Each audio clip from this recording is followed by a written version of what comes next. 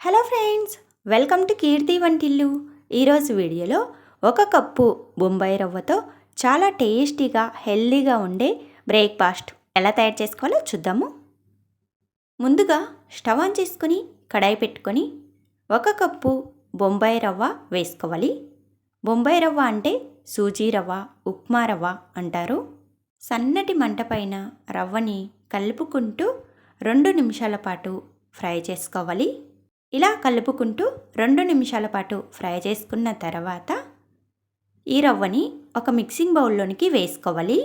రవ్వని ఏ కప్పుతో తీసుకుంటే అదే కప్పుతో 1/2 కప్పు పెరుగు, 1/2 కప్పు నీళ్లు వేసుకొని బాగా కలుపుకోవాలి. ఎప్పుడు ఒకే రకమైన టిఫిన్స్ కాకుండా అప్పుడప్పుడు ఇలా కొత్తగా ట్రై చేసి పెట్టండి. పిల్లలు, పెద్దలు అందరూ చాలా ఇష్టంగా తింటారు. ఇలా కలుపుకున్న తర్వాత దీనిపై మూత పెట్టుకొని 5 నిమిషాలు పక్కకు పెట్టుకుంటే రవ్వ చక్కగా నానుతుంది. ఇప్పుడు స్టవ్ ఆన్ చేసుకొని కడాయి పెట్టుకొని 2 టేబుల్ స్పూన్లు నూనె వేసుకోవాలి. నూనె కొద్దిగా వేడైన తర్వాత 1 టీ స్పూన్ జీలకర్ర వేసుకోవాలి. 1/2 కప్పు సన్నగా కట్ చేసిన క్యాబేజీ ముక్కలు, 1/2 కప్పు క్యారెట్ తురుము, మెంతి కూరను సన్నగా కట్ చేసుకొని 1/2 కప్పు వేసుకోవాలి. ఇలా కలుపుకుంటూ వీటిని సన్నటి మంట పైన పచ్చివాసన పోయేంత వరకు ఫ్రై చేసుకోవాలి. ఇలా కొద్దిగా ఫ్రై చేసుకున్న తర్వాత కొంచెం సన్నగా కట్ చేసిన కొత్తిమీర వేసుకోవాలి. 2 పచ్చిమిర్చిని సన్న ముక్కలుగా కట్ చేసుకొని వేసుకోవాలి. 1/2 టీ స్పూన్ ఉప్పు వేసుకొని బాగా కలుపుకోవాలి. ఇలా బాగా కలుపుకుంటూ సన్నటి మంట పైన బాగా ఫ్రై చేసుకొని స్టవ్ ఆఫ్ చేసుకొని వీటిని కిందికి దింపుకోవాలి. ఇప్పుడు ముందుగా నానబెట్టుకున్న రవ్వ కూడా చక్కగా నానిపోయింది. మళ్ళీ ఒకసారి బాగా కలుపుకొని ముందుగా ఫ్రై చేసి పెట్టుకున్న క్యాబేజు, క్యారెట్, మెంతి కూరను వేసుకొని కలుపుకోవాలి. 1/2 టీ స్పూన్ వంట సోడా వేసుకోవాలి. తరువాత 1/2 టీ స్పూన్ సాల్టు.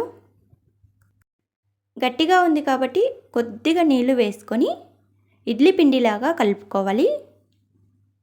రవ్వని ఈ విధంగా కలుపుకొని పక్కకు పెట్టుకోవాలి. ఇప్పుడు స్టవ్ ఆన్ చేసుకొని మందంగా వెడల్పుగా ఉన్న కడాయిని పెట్టుకోవాలి. కడాయి మీడియం హీట్ అయిన తర్వాత 1 టేబుల్ స్పూన్ నూనె వేసుకోవాలి. 2 గరిటెలు ముందుగా కలిపి పెట్టుకున్న రవ్వని వేసుకోవాలి. ఎక్కువ మందంగా లేకుండా మరీ పల్చగా లేకుండా ఇలా సమానంగా రౌండ్గా రుద్దుకోవాలి. ఇలా వేసుకున్న తర్వాత దీనిపైన మూత పెట్టుకొని సన్నటి మంట పైన 2 నిమిషాల పాటు కాల్చుకోవాలి. బాగా కాల్చుకుంటే రవ్వ పైన తడి లేకుండా బాగా ఒట్టిగా ఉంటుంది. ఇప్పుడు పైనుండి 1 స్పూన్ ఆయిల్ వేసుకొని రెండో వైపుకు తిప్పుకొని కాల్చుకోవాలి. చిన్నగా వేసుకోండి.